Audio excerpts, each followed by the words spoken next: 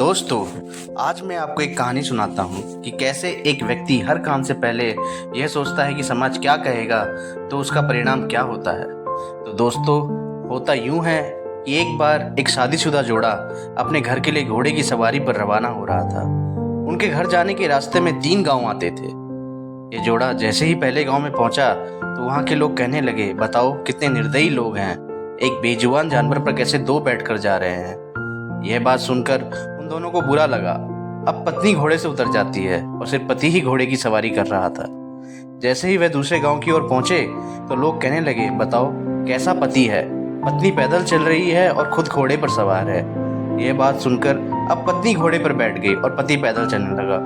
लेकिन जैसे ही वह तीसरे गांव की ओर पहुंचे तो लोग कहने लगे, बताओ कैसी पत्नी है, पति पैदल चल रहा है और खुद घोड़े पर सवार है। अब लोगों की बात सुनकर पति और पत्नी दोनों ही पैदल चलने लगे। जब वे अपने गांव की ओर पहुंच रहे थे तो अब लोग कहने लगे, बताओ कैसे बेवकूफ़ हैं, घोड़ा होते हुए भी दोनों पैदल चल रहे हैं। तो दोस्तों, इस कहानी से मैं बस आपको यही कहना चाहता हूँ कि जब आप कोई लक्ष्य बनाएं तो बस अपनी सुने, क्योंकि लोग आपकी परिस्थिति को नहीं समझते। आप ही जानते हैं कि आपकी परिस्थिति क्या है और उससे कैसे निकलना है। इसलिए जब तक आप अपने आसपास के नकारात्मक लोगों की बातें सुनना नहीं छोड़ेंगे, तब तक आपके जीवन में सफलता नहीं आएगी।